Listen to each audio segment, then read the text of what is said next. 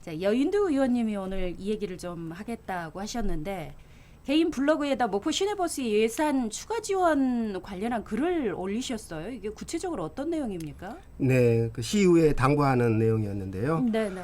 이번 추경에 목포시가 퇴원 유진에 20억 원 예산을 올렸습니다. 그래서 네. 총 기존의 85억까지 합치면 105억 원으로 예산이 이제 늘어나게 되는데요. 한 해 예산 지금. 네네. 올해만 지원하는 예산이. 네네. 현재까지. 예.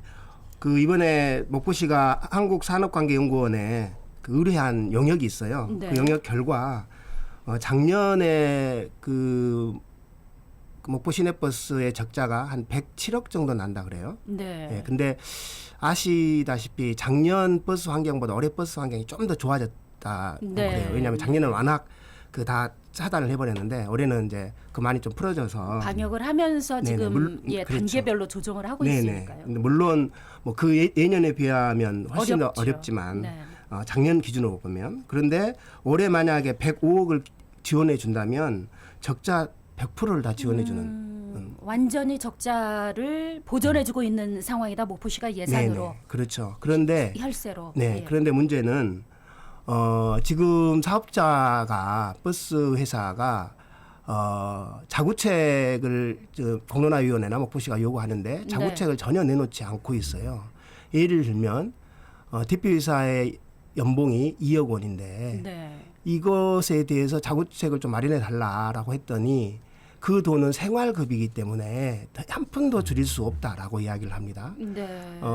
도대체 2억 원의 연봉이 생활급이라고 하는 게 도대체 어떤 의미인지는 저는 잘 모르겠어요. 그분들은 이해할수록 모르겠는데 일반 서민의 입장에서는 도저히 상상할 수 근데 없는. 보통 회사가 어려우면 그 직원들에게도 좀 허리띠 졸라매자, 나부터 사장이 졸라매겠다 이런 얘기하고 그렇죠. 그 대표적인 예로 뭐 월급을 조금씩 줄이는 방식이 그렇죠. 많이 나오죠. 네네. 그런데 한 푼도 못 줄이겠다. 그렇죠.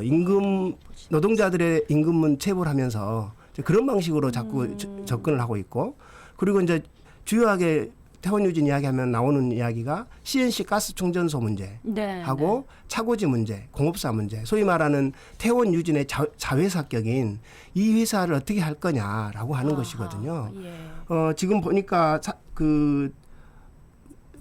CNC 가스 관련해서도 지금 여기는 도매로 취급을 하는데 실제로 회사에는 소매 가격으로 판매를 하고 있습니다. 비싸게. 그렇죠. 그래서 네. 보통 작년 평균 도매가가 490원에서 500원 정도 되는데 리터당 입방 미터당 그런데 가스니까. 네네. 그런데 실제로 퇴원 유지는 한 700원에서 730원 정도의 평균 이렇게 지금 쓰고 있는 거죠. 네, 그런데 네. 그 가스 충전 회사가 누가 운영하냐?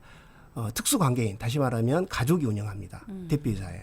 이런 부분들까지 봤을 때 실제로 자구 노력을 제대로 하고 있는 거죠. 제대로 하게 되면 한 20억에서 25억 정도의 적자를 줄일 수 있다. 이렇게 지금 아마 그런 이번 영역 결과가 나오는 것 같아요. 오늘 아마 그 공론화위원회에서 발표를 할 텐데. 예, 네, 그래서 저는 과연 이번에 20억 지원이 이게 정말로 타당한 것인지에 대해서 목포시의회가 꼼꼼히 체크하고 의회가 그러죠. 지금 예산이 올라왔는데 아직 지금 이제 심사를 어제부터 시작했죠. 네, 그래서 이번 네, 주 금요일 날 이제 의결을 하게 되는데 네. 그래서 꼼꼼히 체크하고 해라라고 하는 것이고 특히나 목포시가 올해 그 휴업 폐업 이야기할 때 5월달에 6억 5천만 원 지원하면서 목포시 의회에서 더 이상 지원하지 않겠다. 공론화위원회 결론이 나기 전까지는 더 이상 지원이 없다라고 이야기를 했거든요. 말을 바꿨네요. 그렇죠. 말을 바꿨죠. 이번 그런 예산. 부분까지 포함해서 목포시 의회가 꼼꼼히 체크를 해라라고 하는 당부의 글을 좀 쓴 적이 있습니다. 의회가 이번에 이거 추경 20억 올라온 거 어떻게 그 얘기를 할지 관심이 가는데 자, 강 의원님 추가로 뭐 더 덧붙일 아니요. 얘기. 어쨌든 간에 5월 달에 절대 공론화위원회 결론이 나기 전까지는 추가 지원 없다 했는데 네. 20억은 생각도 못한 추가 지원액이에요. 그래서 네. 목포시의 시내버스 행정이 공론화위원회로 넘겨놓고 나서 공론화위원회 권고사항을 수용하는 형태를 취하면서 오히려 재정 지원을 더 해주는 왜 그럴까요? 이런 의심을 자아낼 수밖에 없죠. 그래서 자칫 하다가는 이런 것이 반복되면 짬짬이가 아닌 거냐. 회사가 더 어려워서 20억 지원해 주는 거 아닐까요? 아니 9월부터 12월이기 때문에 네네. 사실은 정부 발표대로 하면 집단 면역도 발생하는 거고 학생들도 전면 등교를 하게 된다 하면 네. 시내버스의 단기 매출은 늘어날 거 아니에요. 전남 지역은 지금 전면 등교하죠. 지금 광양이 최근에 많이 좀 나와서 네네, 지금 그렇죠. 일주일간 그렇죠. 예, 고3 빼놓고는 그 원격 수업을 하는데 이쪽 지역은 뭐 다 등교를 그러니까 시의회에서 결정을 할 때 네. 이 시내버스 운송 수익금에 그런 상황 변화도 반영해서 20억도 반영을 해야 되는데 그런 걸 고려하지 않고 일단 올렸다. 4개월 한 달에 5억씩 네. 예, 임금 적자분의 임금. 부족분의 40%를 지원해 주겠다라고 하는 것은 현실을 분석하는데도 조금 소홀한 점이 있고 기계적으로 공론화위원회 공고를 수용한 점도 행정에서 약간 네, 놓친 것이 아닌가 그런 부분이 보입니다. 쓰레기 소각장 넘어가려고 그러는데 혹시 여인 네네, 한 가지만 더 말씀드리면요. 예, 짚으시죠. 네, 이건 목포시가 해명해야 될 부분인데 네. 한국산업관계연구원의 연구 결과입니다. 이번 영역 결과에 네. 운송 원가와 관련해서 2015년에 그 운송 수지를 분석해 놓은 게 있어요. 여기 이때 분석해서 적자가 21억 2,600만 원 정도의 적자가 나왔다고 했거든요. 네. 그런데 실제로 그해 목포시가 51억 9천만 원을 지원을 해줬습니다. 그래서 저는 이 부분과 관련해서는 저도 이 구체적인 내용은 이제 저도 더 살펴봐야 되겠지만 이거 목포시가 명확하게 좀 해명을 해야 되는 거고 네. 두 번째로 지금 자구책 관련해서 지금 태원 유진의 관리직의 그 연봉이 네. 순천에 비해서 2배, 광양에 비해서 3배나 높습니다. 이건 뭔 말이냐면 대표이사의 연봉 자체가 순천과 광양에 비해서 월등히 높다라는 거죠. 그래서 이런 부분들까지 감안을 해야 네, 된다라고 하는 네. 것입니다. 회사 어려운데 어쨌든 관리직이나 사장님은 내 급여는 절대 손댈 수 없다. 예, 알겠습니다. 자, 쓰레기 소각장 얘기 좀 해볼 건데 이 얘기도 계속 지금 그 나오고 있더라고요. 최근 기사로도 올라오고 있는데 이거는 여인도 의원님 먼저 좀 해주시나요? 네네. 예. 그 방금 최근 기사 말씀하셨는데요.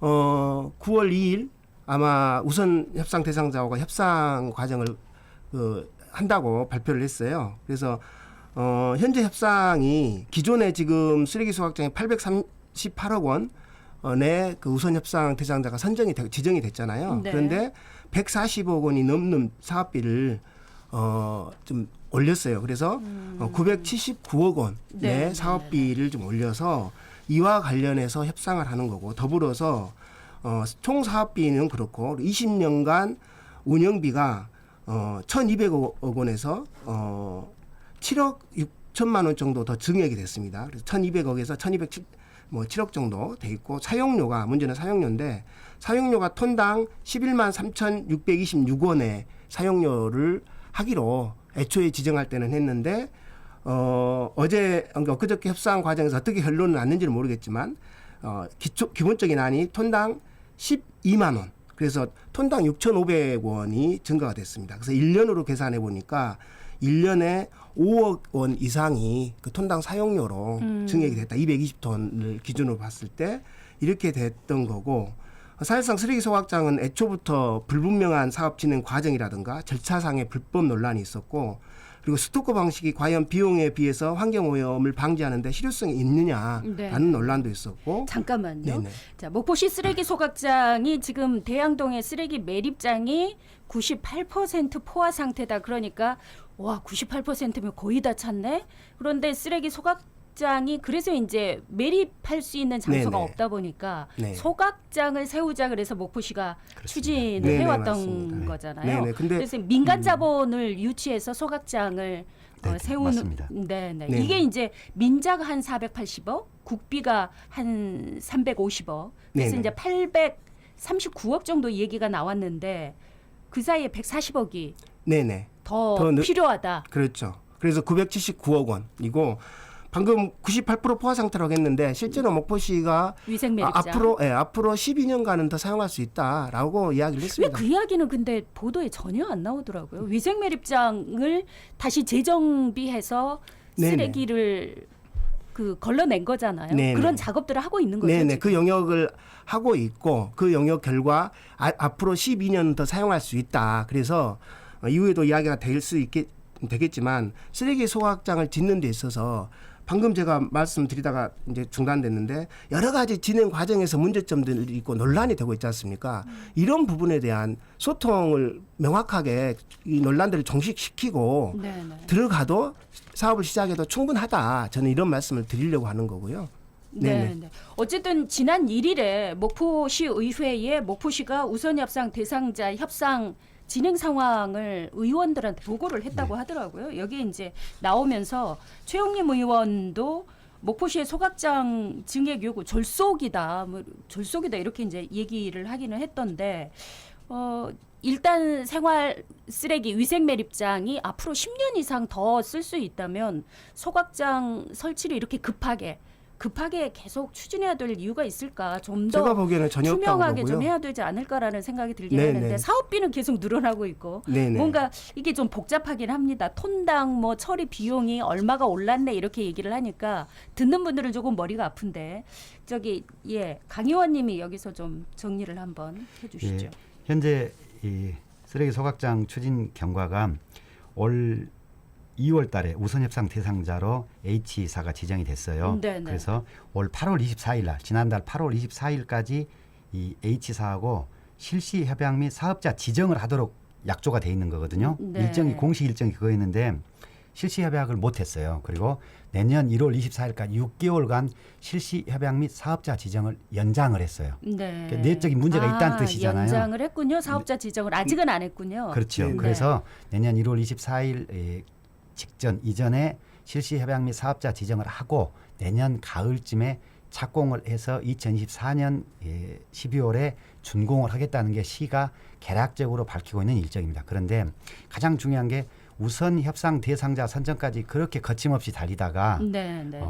정작 사업자 지정 단계 즉 실시 협약 단계에서 6개월을 연장했다는 것은 그간에 지적됐던 절차상의 문제, 방법상의 문제, 기타 문제들에 대해서 시가 심사숙고할 수밖에 없는 상황이다라는 네, 점을 네. 보여주는 것 같아요. 네.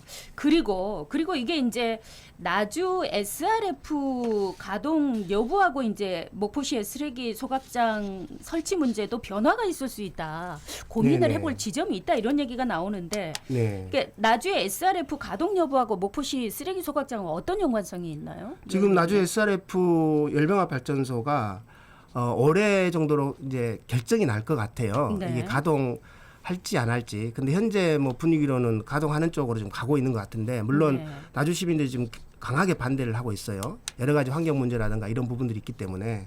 그런데 이제 그러한 논란을 제쳐두고 나주 SRF가 가동이 됐을 때 목포시의 쓰레기와 쓰레기 매입이나 소각이 어떤 변화가 있냐 이건 좀 살펴봐야 될 것 같아요. 왜냐하면 2009년에 나주 SRF 열병합 발전소가 세워진다는 전제로 네. 협약을 맺은 게 있어요. 어떤 그때 한국난방공사와 목포시가 매일 240톤의 그 쓰레기를 처리해서 고용연료 고용연료 100 이렇게 240톤을 처리하면 이게 100% 다 고용연료가 되지 않기 때문에 네, 한 50% 정도는 된다 그래요. 그래서 한 110에서 120톤 정도를 한난에 RDF라고 고용연료로 한국자원난방공사에 네, 예. 그 제공을 하게 네. 협약을 맺었어요. 네. 그래서 지금 한난에서는 가동을 전제로 해서 그때 실시협약을 맺었기 때문에 지금 그 협상을 하자 본격적으로 협상을 하자 이렇게 들어와 있고 그런데 현재 지금 한난의 협상 요구가